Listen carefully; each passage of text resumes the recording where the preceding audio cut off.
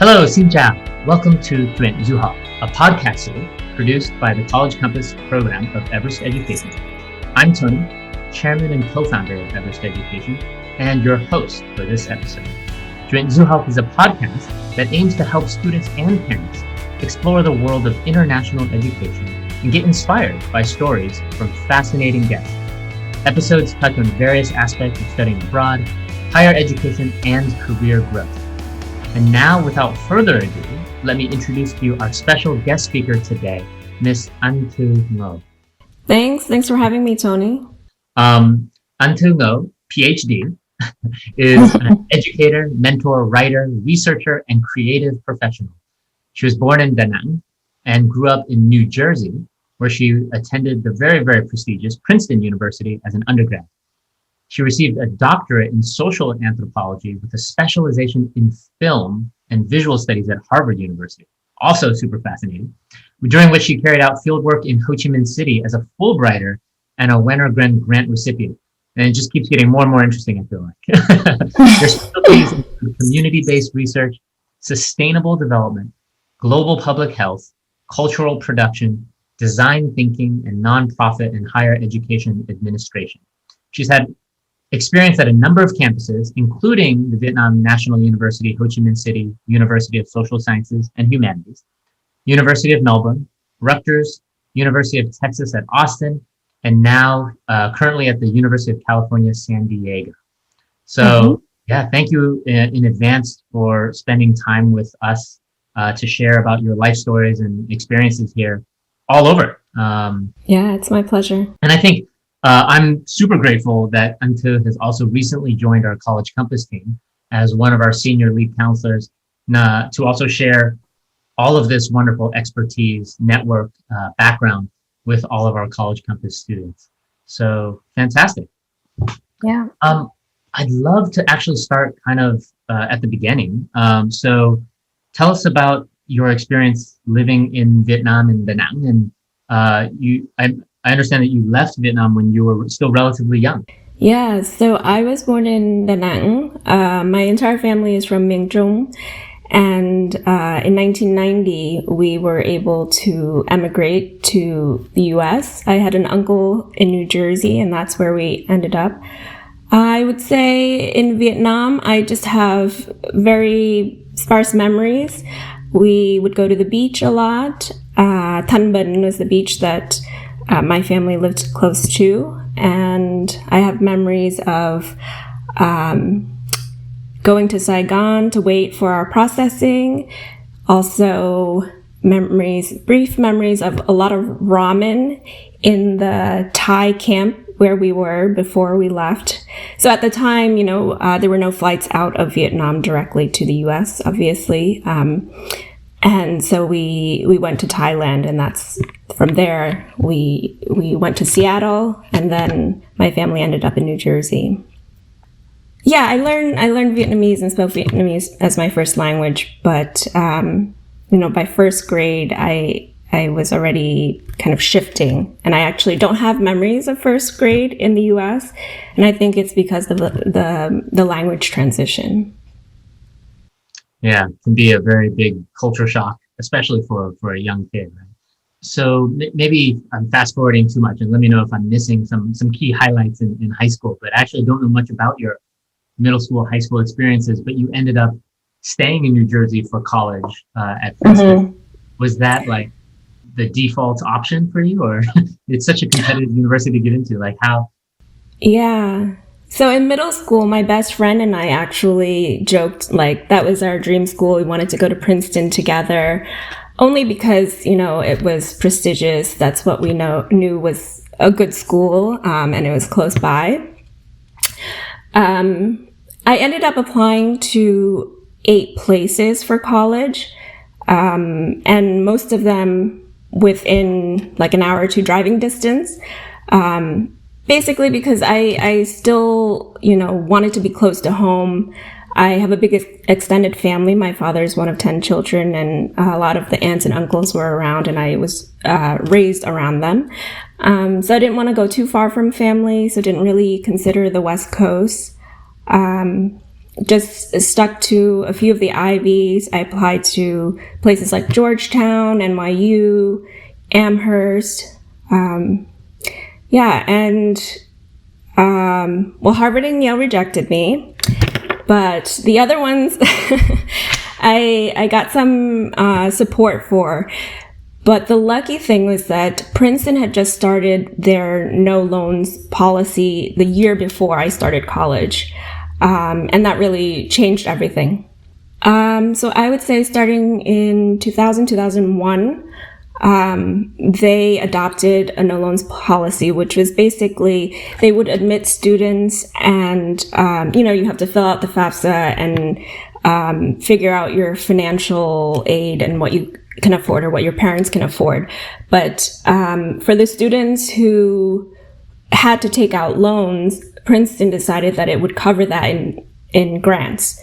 So instead of forcing students to take on debt, the university was using other means to create grants for students. That means those funds don't have to be paid back. So basically, my parents covered what they could, and the rest Princeton covered. And that was basically the compelling factor for me. That's why I chose Princeton. Free money is definitely a very compelling factor, especially the top school in Princeton.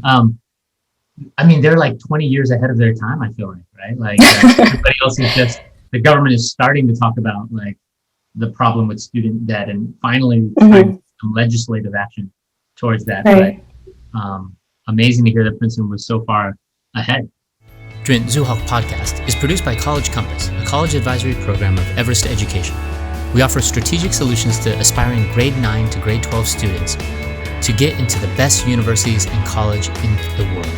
Our program is led by experienced admissions counselors from Harvard, Stanford, MIT, UPenn, and others. Over the years, our students have been accepted to top universities including Harvard, Stanford, Cornell, Duke, Williams, Amherst, amongst many, many others. We offer a personalized pathway and strategies for each student, including school selection, standardized testing, extracurricular activity guidance, essay writing, scholarship applications, and anything else. No matter what phase you're in, we offer a package that is tailored to your age, your preferences, and your own personal goals to help you achieve your dreams. Learn more about College Compass by clicking on the link in the description. Yeah, and I guess, so you applied to a bunch of the East Coast schools here.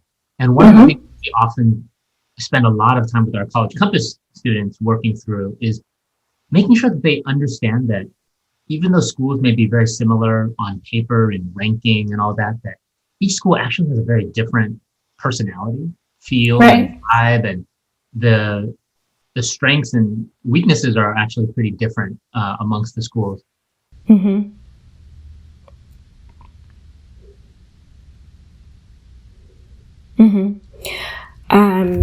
Sure. So Princeton is kind of a good in-between. I had the fortune of being connected to a Yale professor, a poet actually, when I was applying to schools.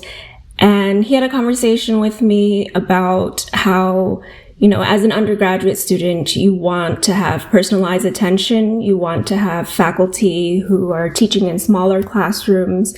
You want to be able to go to the office hours to get to know them. And that kind of intimacy really shapes your intellectual experience as an undergrad. So he suggested, for that reason, I apply to small liberal arts colleges rather than the big universities. So I heeded his advice somewhat. I applied to Amherst College, but I still wanted to have access to professors who were known researchers in their field, and those tend to be at the research universities. So, I applied to Columbia, Penn, Harvard and Yale and Princeton. And then I think NYU, because I just like the idea of New York, Georgetown, and then Amherst was the last one. And they were all quite different. I visited a few campuses. Really, I love the idea of being at Columbia. I wanted just a big city feel, and I grew up right across the river from New York City, so that was very compelling. In the end, with the financial package, Princeton just beat out all the others. But originally I thought about Columbia a lot. When I visited Yale, I liked that too. It's also immersed in the city in New Haven. Princeton is very much a bubble. It's suburban, lots of trees, woodsy. And the campus itself makes up a significant part of the town. So going there, I knew that campus life would totally be on campus. The students had the option of taking the train to New York or Philadelphia, but really most of the activity was centered on campus. So there are those differences. Yeah, just on that point, like your comparison between just two amazing schools, Columbia and Princeton, right? Like, I feel many students actually fail to even appreciate coming from another country. Like, even though both are big East Coast schools close to New York, Columbia is literally in the heart of Manhattan. Right. You live a city life, right? And school is integrated into the city, but you're not just hanging out in the Columbia bubble. You're meeting lots of interesting people, hanging out with New Yorkers, broadly speaking. And that's different. It's not better or worse, but it's a very different experience than going to these schools that are just an hour away, but like their own bubble, as you say, right? And so that's a very important distinction. I'd love to summarize real quick and try and generalize what you were talking about in the beginning. So it seems like there was on one side the small liberal arts schools that have a strong focus on teaching, small class sizes teaching. They don't do the graduate degree, so they don't have researchers, which is the plus and the minus. They're focused much more on teaching, whereas the bigger universities have more resources generally. They have the researchers, and because of that, it creates different opportunities. But the professors who are doing researchers are usually, the stereotype is they're not as focused on the teaching part and are not incentivized by the teaching part. And so you're often more left to fend for yourself, and you need to be more proactive. And you said Princeton was kind of in the middle in terms of how it So it's always been known as an undergraduate focused university. It doesn't have a medical school like Harvard or Columbia or Yale. It doesn't have a law school. The graduate programs are great, but they're in the sciences, social sciences and humanities. So that population, is significantly smaller than the undergraduate population. And because of that, professors do give you a lot of time in office hours. They do prioritize their relationships with undergraduates, and you get a lot of access at a big research university when in other circumstances you wouldn't. And, I was essentially a first generation college student, really didn't know how to work the system, but my friends who came from prep schools, things like that, they knew exactly those big name professors in the history department and the English department that they wanted to study with, because those were the people at Princeton that you sought out. So even though that was their status, they were very much available to students, which I appreciated. Very, very cool. And then given your, I guess, study experience both at Princeton and then at Harvard, both very elite and somewhat elitist universities, but how did you compare the life experience and academics across the two schools? I guess right off the bat, I can say that I have a strong tie to Princeton. I met my life partner there. My best friends are from that time. And, your college years are just formative. So I have a lot of nostalgia. I actually even lived in the town after graduation because my partner worked at the university. So there are things that tie me to Princeton in ways that were not the case for Harvard. I was a graduate student at Harvard. I really disliked Boston just because it was so cold. I would complain every winter. I don't know why, but I wore tights and shorts all the time, which would be the reason for my complaining. But I didn't believe in pants in grad school. So it was a very different experience there. And grad programs are intense. They're much smaller. I was in a class with 11 other people. The following year, following the financial crisis, my department just admitted, I think, 5 or 6 people, all women. So that's the scale of my grad student life. And you really had to be proactive and find your community, which after a couple of years I did. But it's very different than college life. And because I did teach undergraduates, I was TAing for professors at Harvard as a grad student.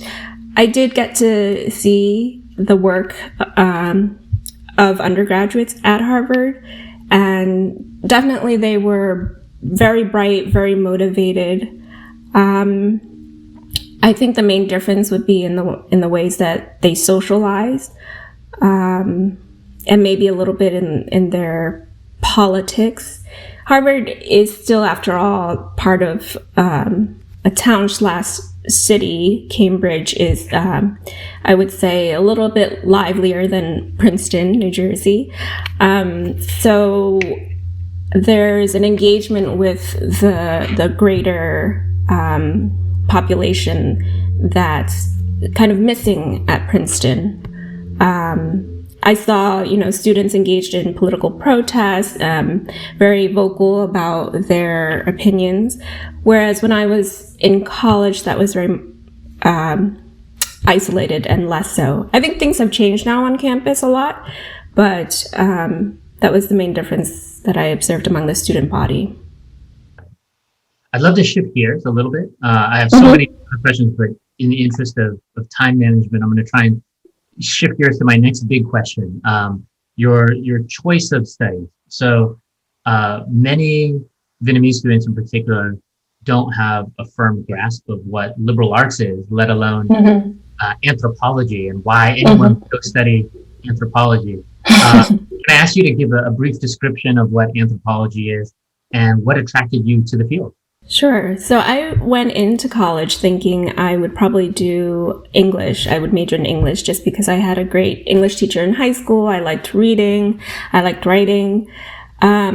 But I didn't like the prerequisites that we had to take for English. So there's certain courses you have to take before enrolling in the major. And one of the courses was to read Victorian literature, and I just didn't relate at all. So I shied away from English, and anthropology just kind of came by chance. I understood it to be a kind of open discipline, which it is. It is really all-encompassing. I'm generally someone who likes to know a little bit about a lot of different things, and anthropology suits that. It's at its core the study of humans in society. Sometimes people define it as a study of cultures, and within the field, the idea of culture itself is contested, put into question. Just with globalization and everything, can we really think of distinct cultures? But it was a combination of philosophy, history, literature, politics, all of these different fields coming together that intrigued me. I just liked reading from an anthropological perspective because you need to understand that background, those systems that undergird a society in order to observe and explain the phenomena going on currently. So that is basically what drew me to anthropology. In terms of translation for jobs, that's a whole different story. I had no idea. what that would turn out to be like. I had some inkling that I might want to be a professor and teach it, but even then, I was very naive about the academic job market. So I would say it's a broad education in critical theory and thinking deeply about how systems are set up and how societies are built, how people relate to one another. A key conversation I frequently have with parents of our Vietnamese students is just explaining how the university system in America is so different than how it is in Vietnam, and that one, just because you study something does not necessarily mean you go into that field professionally at all. I don't know how you found it from your peers who are also in anthropology, but I have lots of friends. Obviously I come from a business background, so that's where the majority of my data points are, but I've run into so many people in business, executives, engineers, investors, who actually came from these liberal arts backgrounds, sociology. One of my best friends was in sociology and became a very successful real estate investor. My prior boss was an American history major at Harvard, and then obviously went on to be a hedge fund manager, right? I have friends who were lots of different things, and the pivoting careers in the US seems to be such a more fluid thing there. You went down the academic route, but did you see your peers generally staying in that academia realm as well, or no? No, not at all. A very small sliver of us decided to take the plunge into academia. No, a number of my friends, my fellow anthropology majors, became lawyers, became business people. We had somebody who was a model and continued that kind of work and did humanitarian work. So people could do all sorts of different things. I think that pivot to the career is mostly dependent on the kinds of classes you take, the support network you have behind you, and the internships that you might take up during summers in college. So there are a variety of experiences that prep you for taking up certain jobs, but the classwork really is a very, very limited part of that.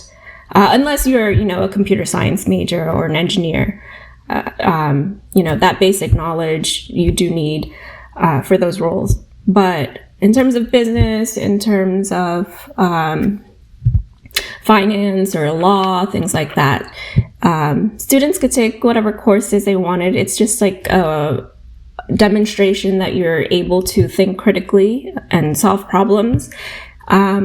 And, you have to find the ways to open doors for yourself and to make connections in order to land those jobs eventually. But that's quite separate than the classwork. I'm really curious. So in undergrad, you did African American studies, and then in your PhD program, you did film and visual studies as the emphasis for your anthropology degrees there. How does a Vietnamese American woman jump into African American studies? So I mentioned before that I didn't really grow up with Vietnamese Americans. I know now from having some exposure to the University of California system that there are things like ethnic studies, Asian American studies here on the West Coast. But really on the East Coast, and even now, it's very limited. At Princeton, the alumni have been fighting for an Asian American Studies program for a long, long time, for decades. So I understood African American Studies to be a way to think about social justice, to think about, differences in power. And that was a pre-existing program with a lot of interesting professors, a lot of interesting readings and topics that I was interested in, centered around inequality, marginalization, things like that. And a lot of those themes reflected my own experience growing up as an immigrant, and very much being an outsider at an elite institution like Princeton. So that was my main reasoning for pursuing African American studies, because it was a way to engage with literature and scholarship that spoke to these issues of being the minority. And there wasn't an Asian American studies. So if I had that option, maybe I would have done it a little differently. But I think there were a lot of valuable conversations I had in those classes. Of course. I think perhaps Stanford was earlier to have the Asian American studies, probably because of the legacy of how it was fought for in the Bay Area back in the 70s, right? And something that I had no appreciation of until many years later, that they were on the forefront to bring that there. I was just going to say the term Asian American itself grew out of activists in the Bay Area, student activists. Yeah, I had no idea. We were just all Orientals, or until it became a political activism term, specifically after the civil rights movement, right? And then work-wise, you've now had experience both in Vietnam, all over the U.S. I guess first question that we often get is about just honestly the safety and discrimination against international students and students of color. And now, unfortunately, the last year, even Asians and Asian Americans, in the different communities that you've been in, now West Coast, East Coast, Australia, have you ever been afraid or been directly impacted by any of this? I've had my own share of racist moments or microaggressions growing up as an Asian American. In terms of outright danger, there haven't luckily been incidents, but, with the increasing reports of violence against Asian Americans as well as gun violence, I do have a little bit of apprehension returning to campus this fall. We have these big open classes, lecture halls where there are hundreds of students. It's a primarily Asian American campus at UCSD. Students are known the school is known for engineering, and students are under quite a lot of pressure. So there's a mental health component that's at play on campus. So all these things together make me a little bit worried. And I think all that's exacerbated by just the intensity of the pandemic and quarantine. So now that we're returning to quote unquote some sort of normalcy, I'm hopeful that people will be making that transition well, but also a little bit wary that, things might bubble underneath the surface. And if there aren't the appropriate resources around campus to help students, it might be a situation, an issue. Yeah. I unfortunately have to concur that, I'm aware of it now as an American, even living in Los Angeles. I bought my wife's parents, pepper spray and trained them how to use it. It's kind of sad. We have to worry about it in the back of our mind, even though I don't think we've ever been directly affected ourselves, right? But certainly the impression is not great. Yeah. I think the best one can do is to be aware and to be prepared and always sort of be conscious of your surroundings. But at the same time, you don't want to let that kind of fear permeate your life. Next I'd like to ask you about your experience actually coming back to Vietnam as an adult. What made you want to come back, and how did you come through the Fulbright program? And tell us more about what drove you.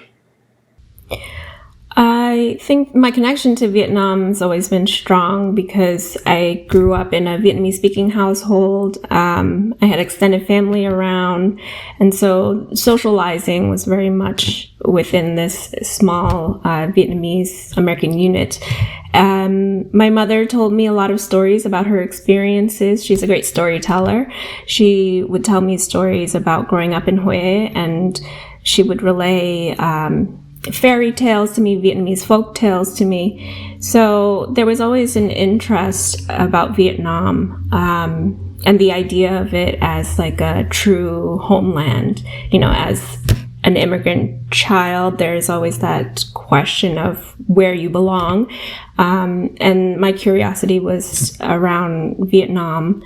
So I had the chance to go visit family in the late 90s. And then I studied abroad in Australia, and that summer I had a chance to go to Vietnam. I won a grant through college to do a photography and poetry project around Ao Dai. So I did some research with a historian in Hue about it and put together kind of a personal portfolio about Ao Dai. So 2004 was the first time I had gone back to Vietnam by myself. And then in graduate school, my research I knew was going to be about Vietnam, about urbanization, transitions in Vietnam. So I got some preliminary grants to go back for short spurts of time for summer, for a month or so, to lay the groundwork for a longer field research period. And the way research for grad students works, you try to apply for funding to go do your field work. So the Fulbright program was one of those opportunities. It gives students 10 months to spend in country, and you're supposed to carry out a particular research project and engage with the local communities, the local resources. You had to get sponsorship from a local institution. So the Social Sciences and Humanities University was my sponsor. So I put in the application and wrote about the kind of research that I wanted to do, and luckily got it. And it was just a really nice experience. So the Fulbright is named after Senator William Fulbright, and it's a program that is supposed to kind of disseminate American diplomatic relations around the world. It sends students, American students, to a lot of different countries around the world. And through those immersive research experiences and teaching experiences, the idea is that you spread American culture a little bit. And conversely, there are programs that send students through the Fulbright program to the United States. And I know Vietnam has one where Vietnamese students come to the US on a kind of scholarship or grant for a short period of time and study at particular universities here. Cool. Was it hard to get accepted by the Fulbright program and get that funding, or how? Yeah, it's quite competitive. So there are two streams. So one is the research side. I'm talking about being an American student applying to going to Vietnam. It's different for a Vietnamese student applying to go to the US. Also competitive, but in my experience as an American going to Vietnam, there are two streams. So one is research, and the other is you can go as an English teacher. So with the English teaching program, you're placed in a provincial area, a village somewhere, and there are schools that have partnerships with Fulbright, and you teach English there. My track was to do research, independent research. So the idea was to engage with Vietnamese locals or the archives in Vietnamese. So that's what I did. And it's quite competitive. You have to propose a viable program that shows that you can survive, in the language of the country that you're visiting, that you have an endorser, somebody who can speak for your research. And with my own research, of course, there are limitations to what is permissible in Vietnam in terms of research topics. So you have to present something that's acceptable to, a bureaucratic office. Very cool. Was it hard to get permission there? Or I would think Aozai is about as innocuous as it gets. But. Yeah, that was a long time ago. My research project in Vietnam on the Fulbright was on gentrification processes, basically relocation. What's that? That can be more sensitive. Yes, yeah. There are aspects of that, yes. I mean, there were a lot of residents who were protesting government policies and things. So yeah, I had to tread lightly when proposing the research. For students who I guess are curious to learn more about a liberal arts education, which there are an increasing number of, actually, what do you suggest they do to learn more about the different types of opportunities and then to prepare themselves to be good applicants? I would say be adventurous. I mean, the way that you can be successful as an applicant to college is to make an impression somehow, whether that be through your application essay or through your letters of endorsement or having a record that shows that you've done a lot of interesting leadership initiatives or interesting activities. So, just embracing different opportunities as they come up is something important, trying new things. I mean, they don't want to see somebody who just dabbles here and there in a lot of different things. They do want to see some depth of pursuit. So you do want to cultivate those areas of interest. But, if you're interested in music and you want to learn music production and you are able to put out a project, that's something worthwhile to talk about. If you're a filmmaker and you have interesting shots, try to put them together as a portfolio. I mean, everybody has an internet presence nowadays. And of course, for students, a lot of it is casually on social media. But, it could be useful to collect some of those, of that output onto a personal homepage where you can showcase a kind of portfolio of work.